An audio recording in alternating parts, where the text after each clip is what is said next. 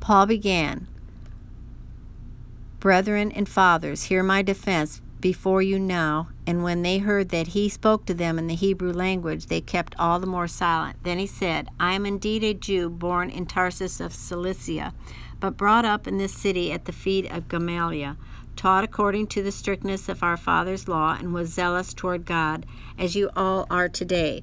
I persecuted this way to the death, binding and delivering into prisons both men and women, as also the high priest bears me witness, and all the council of the elders, from whom I also received letters to the brethren, and went to Damascus to bring in chains even those who were there to Jerusalem to be punished.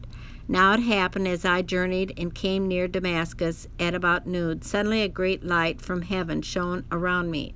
And I fell to the ground and heard a voice saying to me, 'Saul, Saul, why are you persecuting me?'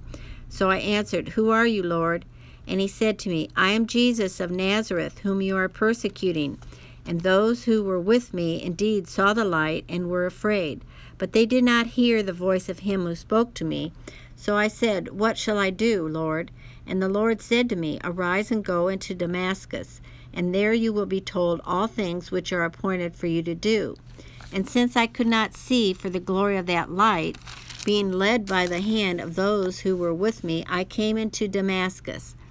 Then a certain Ananias, a devout man according to the law, having a good testimony with all the Jews who dwelt there, came to me, and he stood and said to me, 'Brother Saul, receive your sight.' And at that same hour I looked up at him. Then he said, 'The God of our fathers has chosen you, that you should know his will, and see the just one, and hear the voice of his mouth. For you will be his witness to all men of what you have seen and heard. And now, why are you waiting? Arise and be baptized, and wash away your sins, calling on the name of the Lord.' Now it happened, when I returned to Jerusalem and was praying in the temple, that I was in a trance, and saw him saying to me, 'Make haste and get out of Jerusalem quickly, for they will not receive your testimony concerning me.' So I said, 'Lord, you know that in every synagogue I imprisoned and beat those who believe on you. And when the blood of your martyr Stephen was shed, I also was standing by, consenting to his death, and guarding the clothes of those who were killing him.' Then he said to me, 'Depart, for I will send you far from here to the Gentiles.'" Paul's Roman citizenship.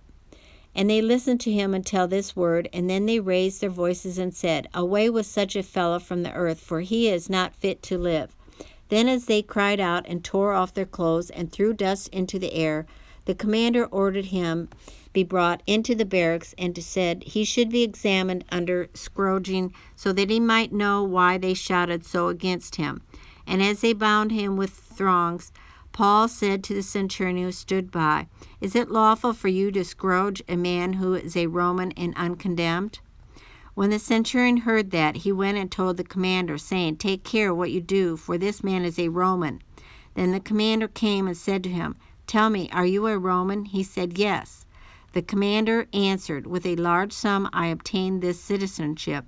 And Paul said, "But I was born a citizen." Then immediately those who were about to examine him withdrew from him, and the commander was also afraid after he found out that he was a Roman, and because he had bound him. The Sanhedrin divided. The next day, because he wanted to know for certain why he was accused by the Jews, he released him from his bonds, and commanded the chief priests and all their council to appear, and brought Paul down and set him before them.